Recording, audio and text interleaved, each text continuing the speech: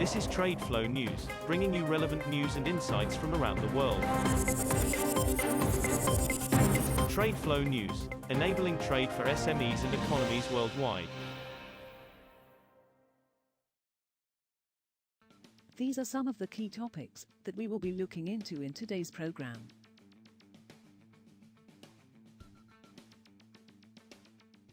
First, let's take a look at the overnight headlines which are impacting the commodity markets.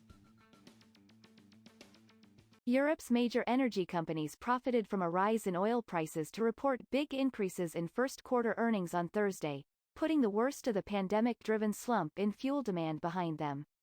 Last year's demand collapse forced Royal Dutch Shell and Equinor to slash their dividends and preserve cash as they try to transform themselves into companies that can thrive in a low-carbon world. With benchmark oil prices recovering from an April 2020 low of $16 a barrel to about $67 a barrel this month, most of the companies managed to drive profits back above levels seen before the coronavirus pandemic first struck. The steep rise of COVID-19 infections in India will slash global demand for oil, leading to a sizable glut, Norway's biggest independent energy consultancy Rystad said. The struggle in India, one of the world's largest oil consumer, will slash an extra 575,000 barrels per day, BPD, of oil liquids demand in April and 915,000 barrels of oil per day in May 2021, disturbing the almost balanced global oil market, according to the energy consultancy. As infections continue to rise and its health system is overwhelmed, India's oil demand could lose more ground going forward, making further downgrades possible, both on magnitude and duration, Louise Dixon, senior oil markets analyst at Rystad said in a note dated April 28. Moving on to the top news in the energy sector. Oil prices extended gains on Thursday as bullish forecasts of recovering demand, strong U.S. economic data and a weak dollar outweighed concerns about the impact of rising COVID-19 cases in Brazil, India and Japan. Brent rose $1.30, or 1.9%, to $68.57 a barrel by 13:37 GMT, and U.S. West Texas Intermediate crude was up $1.21, or 1.9%, at $65.07 a barrel. This is the third consecutive day that both contracts have climbed. 13 U.S. oil refineries released the cancer-causing chemical benzene in concentrations that exceeded federal limits last year, according to government data published by the Green Group Environmental Integrity Project, EIP, on Wednesday. The study is based on the second full year of data reported by U.S. refineries since the Environmental Protection Agency, EPA, in 2015 began requiring continuous monitoring of air pollutants around plants to protect nearby communities, many of which are disproportionately poor, Black and Hispanic.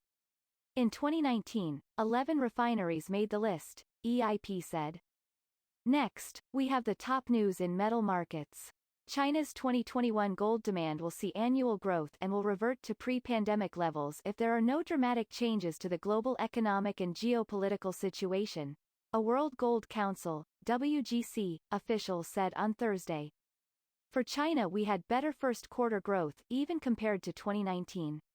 If things are stable, we are sure China can stay in such a positive growth, said Wang Lizin, WGC managing director in China, adding that the jewelry and investment segments would drive China's gold demand. Chinese consumers are more confident today than even 2 years ago, before the pandemic. There was uncertainty over the trade war impact then. One of the quirks of Asia's seaborne coal market is that volumes have held up remarkably well, despite the fuel being demonized for its role in climate change and the rising number of countries and companies spurning it. At least, that was the case for the past several years, but there are now signs that volumes are trending lower in the top consuming region.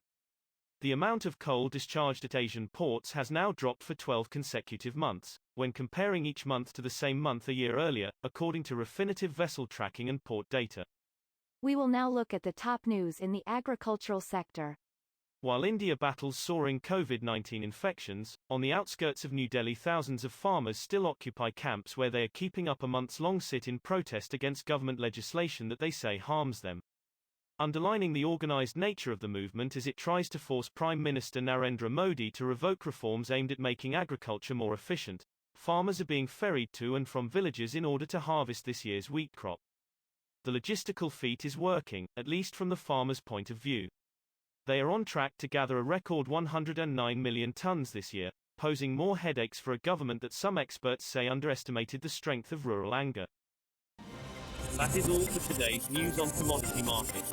Stay tuned to TradeFlow News as we continue to provide you with more updates. We also invite you to follow us on Twitter at TradeFlow News, which allows you to watch our program on your mobile device or desktop to receive information from there.